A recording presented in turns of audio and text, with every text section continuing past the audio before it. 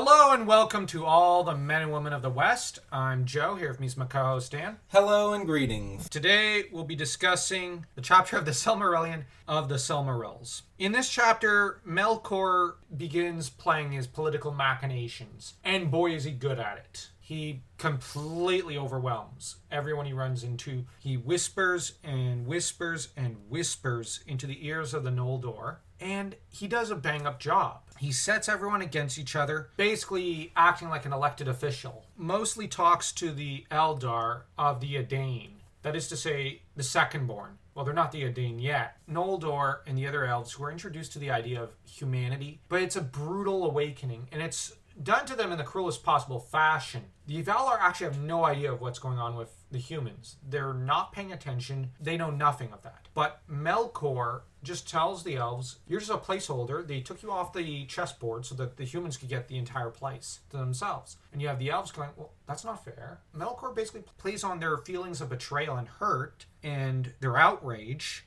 directs them against the Valar. And the reason he's doing this is because he's greedy for the Silmarils, which everyone who looks upon the Silmarils wants them. You were going last time, the pinky promise thing. Like, no, Melkor's a liar. He's already lied to you how many times, and you're believing him? And that comes up. It's stated by the narrator, and this is a very fascinating part of the chapter. Melkor was not paying attention when the third music of the Ainur was played. The third theme, he did not listen to it, really. Technically, that's the theme that I would argue relates to the Third Age. But what's interesting about the Third Age is that Melkor has no role in it. So it actually fits with that theme of each theme being a different age. At the same time, it also fits with his attitude of he's a brilliant artist, so to speak, but he can't quite finish a piece because he gets caught up and distracted by another idea. This is what makes him so dangerous. But also, this is ultimately how victory is seized from the jaws of defeat with him.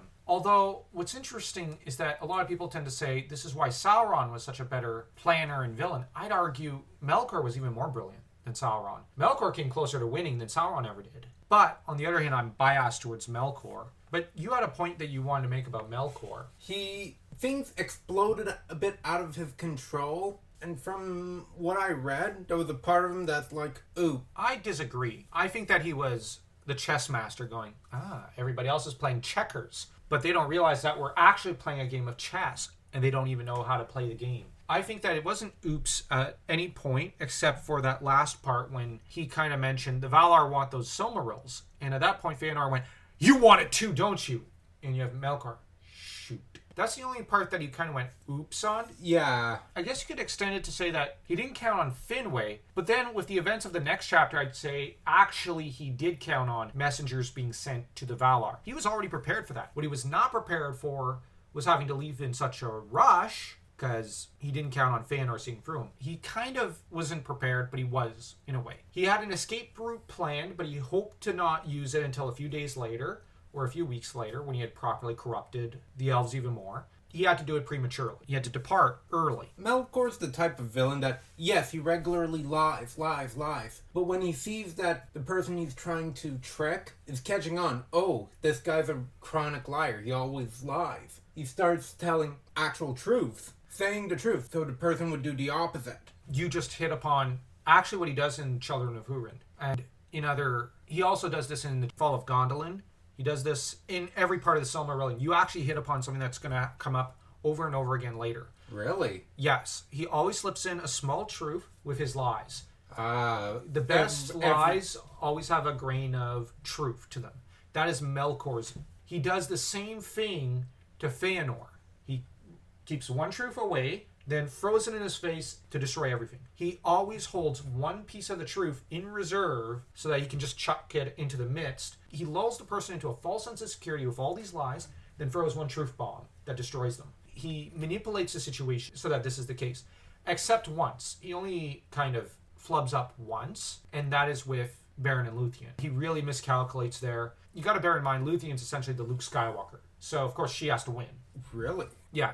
You guessed that key problem with Melkor. His greatest strength, he's always got a small piece of the truth in his sleeve. It's truth and lies that keep getting mixed up and tangled because of Melkor. But maybe that's what happens to Sauron, why he is the way he is in Lord of the Rings. Melkor completely twisted his mind so that truth and lies just keep blending together, and he can't quite see reality for what it is. Because he did corrupt Sauron. He corrupted Fankil. He corrupted all these different Maiar. Almost all of them end up unable to see reality for what it is. You happen upon something that he's kind of doing to Fëanor, slipping in that little truth, but, like the Valar want the Silmarils. Yeah, they kind of do. But the reason is that the Silmarils come from Yavanna's creation. They want these Silmarils just to treasure them.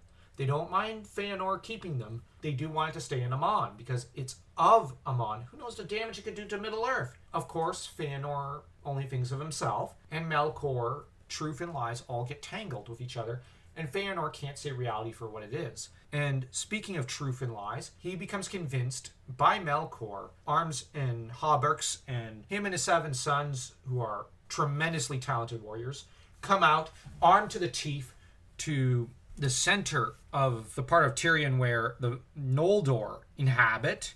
Finwë's palace is right next to Minden Square, which is the center of Tirion. And it's there that Fëanor proceeds to draw his sword and threaten Fingolfin, who, yes, he was partially affected by those lies of Melkor. I think the minute Melkor came whispering to Fingolfin, he kind of looked at him and went, oh shoot. And when he saw the effect those lies were having on Fëanor and what the truth was, Fingolfin went, I gotta warn Dad. And he goes to Finwë and says, you've got to get Cúru Finwë, or Fëanor, in line. He's running amok, spreading Melkor's lies throughout the Noldor. He's gonna cause trouble here. And of course, Fëanor comes along, draws his sword, and says, you're just trying to steal my inheritance. Which, no offense, but Fingolfin just got finished saying, guy's kind of losing his mind, and to prove that he's wrong, Fëanor's going to draw his sword on him and try to kill him. What did you think of that part? Very Cain and Abel. That's exactly where Tolkien drew the inspiration. Yeah, that's what I was thinking of as I was reading it. In some ways, the Fëanor story is even more terrifying. Yeah. Because Cain was nowhere near as talented as Fëanor.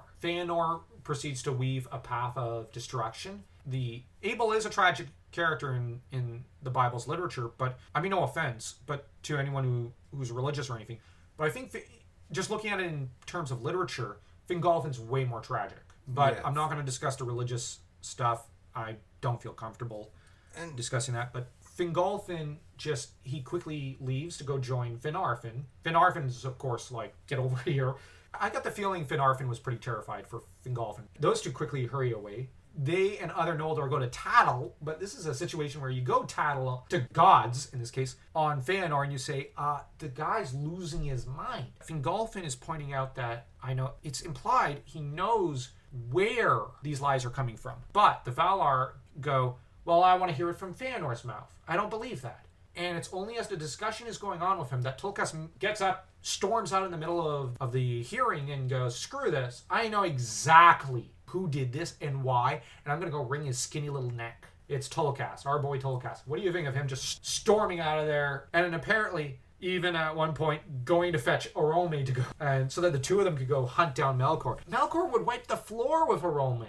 But Orome, screw that. I'm going to kill him. Sorry, I love Orome. He's just such an awesome character. It's one thing to say, okay, I want to hear the other guy's point of view. Which I think that is part of it. The Valar are going, we heard Fingolfin's version, now we gotta hear Fëanor's. But Fingolfin does point out Melkor. They don't believe that till they listen a bit more to Fëanor's story and go, oh shoot, yes, this has Melkor painted all over it in big ugly red letters. But the problem is, the Valar essentially gave Melkor 5 minutes head start. Fëanor, though, is exiled to Formenos, along with his 7 sons who choose to go with him. They choose to follow him rather than stick with their mom, Nerdanel. This is essentially all but a divorce, or at least a separation, and I can't help but think the mom should have gotten custody here. Yeah, I know all 7 are grown adults, but honestly, she was the reasonable one. There are times when the guy's more reasonable.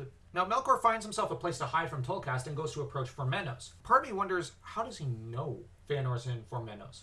Is someone spying for him? Pretty likely. My suspicions had to land on someone. I'd say it's Cúru. He's one of the younger sons. He's kind of a treacherous snake. He's also father to Celebrimbor, and the knowledge of what his father and grandfather did later haunt Celebrimbor. And he dedicates his life to trying to rectify things, and because of this, he's tortured to death for doing the right thing over and over again. Melkor, as he approaches Fëanor and goes, "Hey, bro, can I have the Silmarils?" essentially.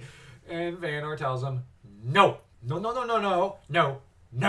Finwë gets very scared. Now, Finwë, this is where I'm going to agree with Girl Next Gondor. Completely. What do you think of Finwë just going, "No, why are you punishing my son? He didn't do anything wrong." Blinded by love and golden child syndrome. And Fingolfin is appointed king to rule in Finwë's absence, which just causes Fëanor to hate him even more and believe Fingolfin manipulated the whole event. It's such a complicated situation, and you really gotta praise Melkor as a villain for having staged it so perfectly. Of course, poor Indis has to watch her family get torn asunder, and her husband basically choose his firstborn over her and her children, again, after all she's done for him. One last note, I wanted to get on this earlier, but it's been said in other people's videos that there must have been a huge age disparity between Fëanor and Fingolfin. The belief was that Fëanor was born before Finwë had arrived in Aman. Actually, it's stated in this chapter, Fëanor was born after, because Miriel and Finwë only married after reaching Valinor, which means that Fëanor, yes, there'd probably still be a huge age gap between him and Fingolfin. We're led to believe it was quite some time, but quite some time can mean anything from 14 years or something to 1,000 or 2,000 years. But I would posit that it was within the same century, and that this might be why Fëanor was so sore.